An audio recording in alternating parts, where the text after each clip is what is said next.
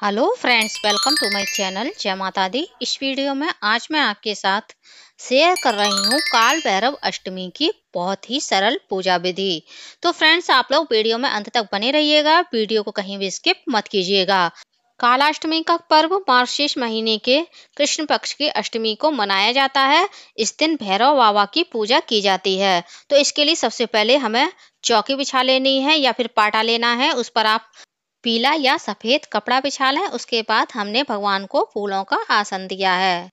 काल भैरव अष्टमी पर भैरव बाबा की पूजा की जाती है। यदि आपके पास इस तरह की भैरव बाबा की फोटो नहीं है तो आप शिव जी की फोटो भी रख सकते हैं, क्योंकि जो काल भैरव भगवान है वो भगवान भोलेनाथ का ही रूप है। इस तरह से मैंने चौकी पर भगवान गणेश को चावल का आसन देकर विराजित कर दिया है। अब हमने भगवान भोलेनाथ के शिवलिंग को भी बेलपत्र पर स्थापित कर लिया है। काल भैरव भगवान के साथ साथ भगवान भोलेनाथ के शिवलिंग का भी अभिषेक अवश्य से करना चाहिए। काल भैरव अष्टमी की पूजा में क्या पूजा सामग्री चाहिए, इसका भी वीडियो आपको मेरे चैनल पर बहुत ही जल्दी मिल जाएगा। उस वीडियो की लिंक आपको इसी वीडियो के डिस्क्रिप्शन बॉक्स में और ऊपर आई बटन में मिल जाएगी। तो मैंने दीपक को भी चावल का आसन देकर चौकी पर विराजित कर दिया है और धूप बत्ती भी हमने जला ली है। अब सबसे पहले हम भगवान गणेश की पीले चंदन से और लाल कुमकुम से पूजा कर देंगे और अक्षत चढ़ाएंगे, क्योंकि कोई भी पूजा भगवान गणेश की पूजा के बिना सफल नहीं होती है। गणेश भगवान को एक पुष्प चढ़ाएंगे और कुछ दक्षिणा रूपी हम पैसे भी अर्पित करेंगे। उसके बाद हम भगवान गणेश को वस्त्र रूपी मौली अर्पित करेंगे और एक जनेऊ अर्पित करेंगे। यदि आपके पास रेडीमेड जनेऊ है तो आप वो अर्पित कर दें, नहीं तो आप इस तरह से कच्चे सूत से भी जनेऊ बना करके भगवान को अर्पित कर सकते हैं। अब हम भैरव बाबा की पूजा करेंगे। भैरव बाबा की पूजा करने से सभी मनोकामनाएं पूरी होती हैं और रोगों से मुक्ति मिलती है। भैरव बाबा का हम पीले चंदन से तिलक करेंगे, अच्छे चढ़ाएंगे और तस्वीर में जो काला कुत्ता बना हुआ है उसकी भी हमें पूजा करनी चाहिए, क्योंकि यह भैरव बाबा की सवारी है। इसके बाद मैंने भगवान को एक फूलों की माला अर्पित की है। काल भैरव भगवान की पूजा बहुत ही सरल होती है। अब हम भगवान भोलेनाथ का अभिषेक करेंगे कच्चे दूध से। यदि आपके पास पंचामृत हो तो आप पंचामृत से भगवान भोलेनाथ का अभिषेक कर सकते हैं। यदि आपकी कुंडली में कोई ग्रह अशुभ फल दे रहा है तो कालाष्टमी पर काल भैरव भगवान की पूजा करने से उस ग्रह को शांत किया जा सकता है। भैरव बाबा की पूजा करते हुए आपको मन ही मन काल भैरव भगवान के मंत्रों का जाप करना चाहिए।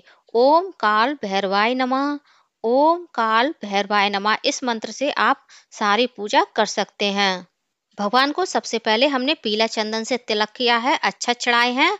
और काल भैरव की पूजा में उड़द की दाल का विशेष महत्व होता है, तो हमने भगवान भोलेनाथ को उड़द की दाल चढ़ा दी है, काले तिल चढ़ाने हैं। अब हम भगवान को वस्त्र रूपी मौली अर्पित कराएंगे और एक जनेऊ अर्पित करेंगे। अब हम दक्षिणा रूपी कुछ पैसे भगवान को अर्पित करेंगे, क्योंकि दक्षिणा अर्पित करने से हमारी पूजा में जो कमी रह जाती है वह संपूर्ण हो जाती है। उसके बाद आपके पास जो भी पुष्प हो आप वो अर्पित कर दें। फिर हम काल भैरव भगवान को धतूरा चढ़ाएंगे, बेलपत्र चढ़ाएंगे, आक के पत्ते, मदार के पत्ते, शमी पत्र, भांग। जो भी चीजें भगवान भोलेनाथ की पूजा में अर्पित की जाती हैं वह सभी चीजें आप इस पूजा में भगवान काल भैरव को अर्पित कर सकते हैं।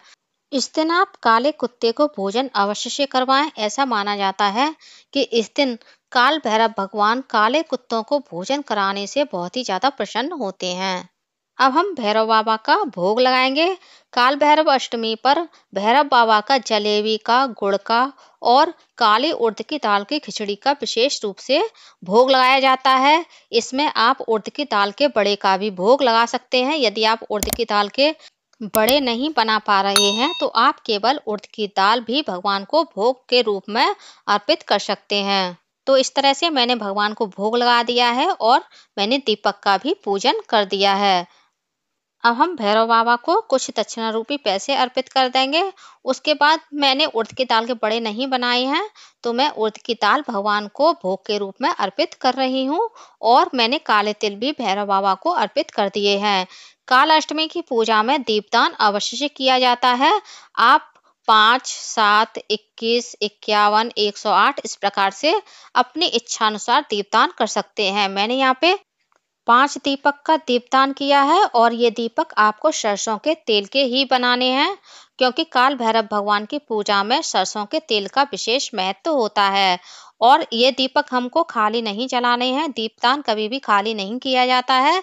दीपक में आप उड़द की काली दाल डाल सकते हैं, काले तिल भी डाल सकते हैं, या फिर आप दोनों चीजें भी डालकर दीपदान कर सकते हैं। मैंने दीपक में काले तिल और काले उड़द की दाल दोनों को ही डाला हुआ है।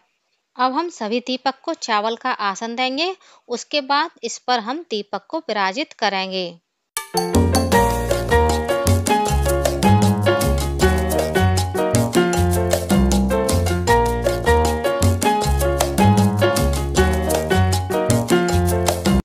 अब हम भैरव बाबा की आरती करेंगे। सबसे पहले भगवान गणेश की आरती करेंगे, भगवान भोलेनाथ की आरती करेंगे, उसके बाद भैरव बाबा की आरती करेंगे।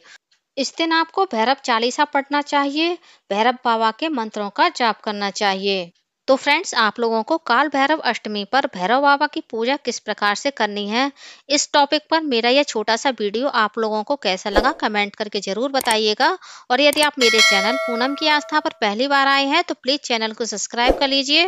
वीडियो को ज्यादा से ज्यादा लाइक कीजिए, शेयर कीजिए, साथ ही बेल आइकन को प्रेस कर दीजिए ताकि हमारे आने वाली सारी लेटेस्ट वीडियो की नोटिफिकेशन आप लोगों को टाइम से मिल सके। कमेंट बॉक्स में भैरव बाबा की जय अवश्य लिखिएगा। धन्यवाद फ्रेंड्स। बोलिए भैरव बाबा की जय।